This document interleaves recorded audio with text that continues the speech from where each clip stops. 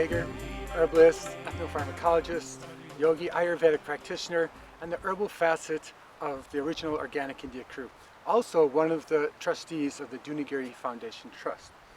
That's a little bit of a pertinent detail in this video journal, as the topic of today's journal is about Himalayan herbs that are going extinct.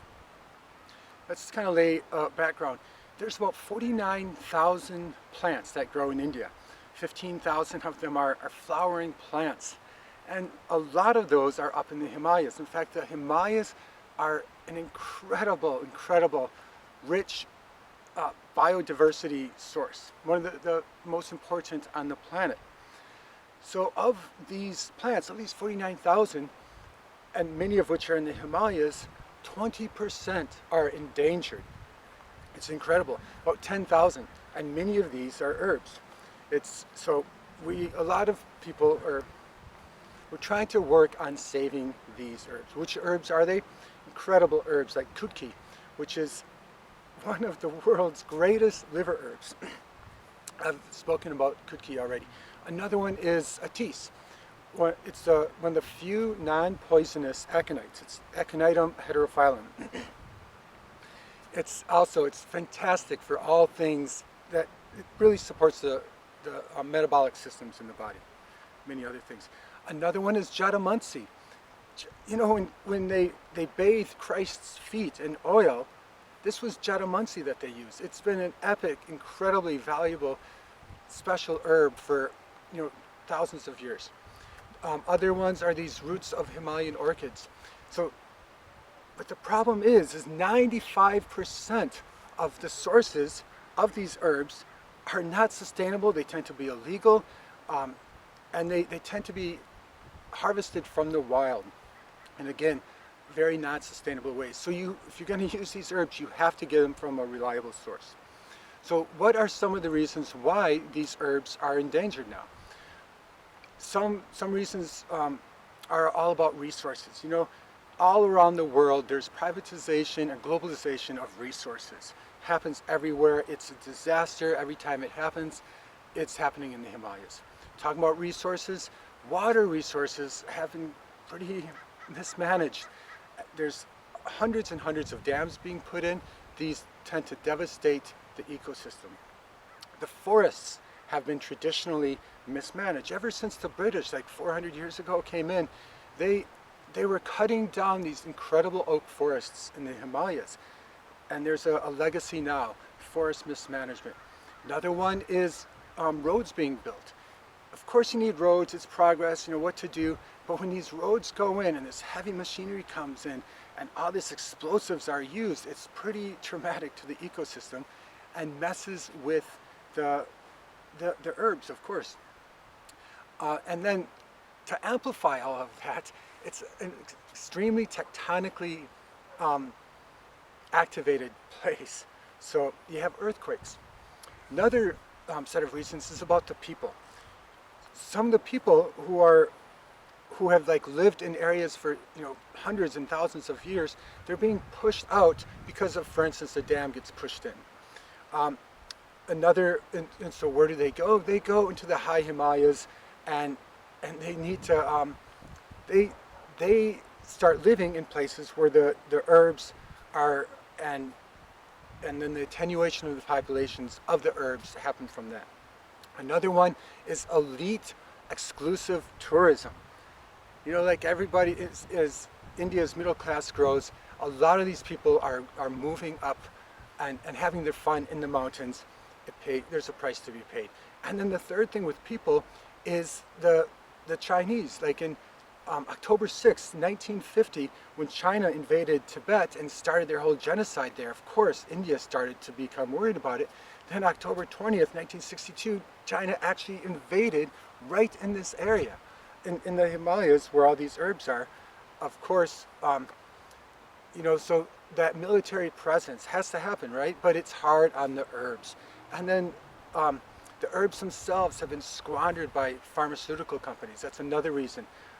Other species that aren't indigenous have been they're growing them up there, like apple orchards. They'll take a side of a mountain and plant apple orchards. Destroys the herb habitat. And then finally, global warming. A lot of these herbs need like 3 or 4 feet of snow in order to survive. You know, like 3 or 4 months of 3 or 4 feet of snow, like Kutki. And with global warming, there is not that snow. So many reasons why these herbs are going extinct. And we are working against that. We being like companies like Organic India, non-profit trusts like Dunagiri. In fact, speaking of Dunagiri, here is a video clip of Vajra, the original trustee of the Dhronagiri Foundation Trust, talking about what's going on. And this is up in about 3,000 meters near Pindari Glacier in the Himalayas. Here's the clip. It's October 22nd, years 2012.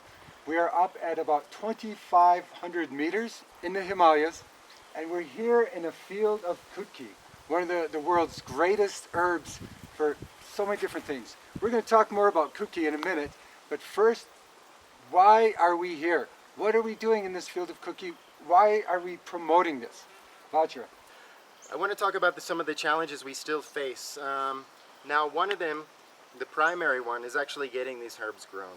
And that, we are starting to get the momentum, get the ball rolling with this. Now, the history of the first herbs that have been being cultivated, and because there have been schemes in the past introduced by government and NGOs, they come to these villagers and they say, come and grow this Kutki. It will be a good idea. You know, it's a good herb to grow and it's valuable in the market, so you should grow it.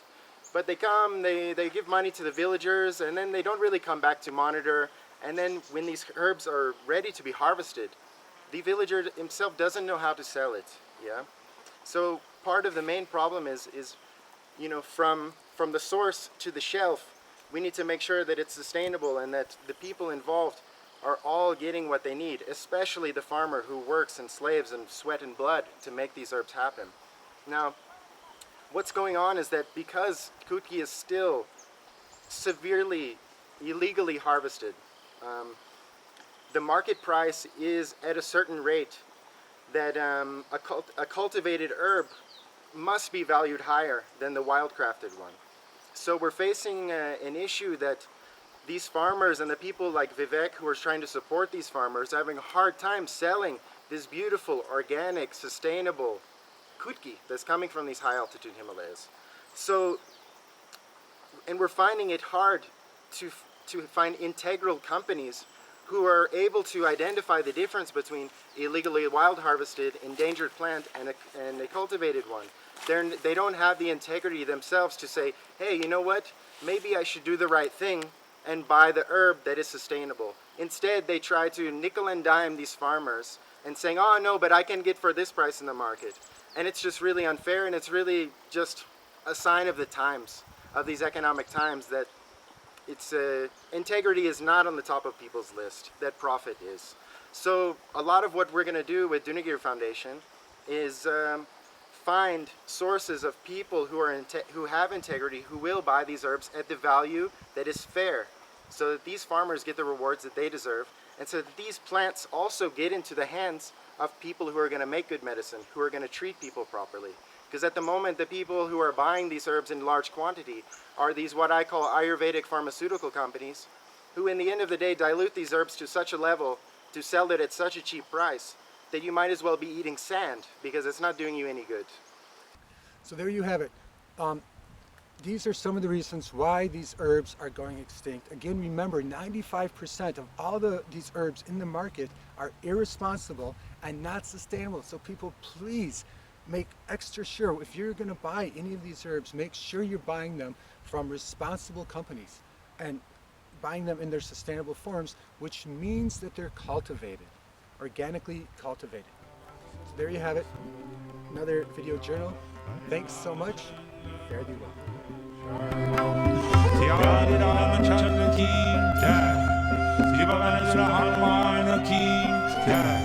Hanuman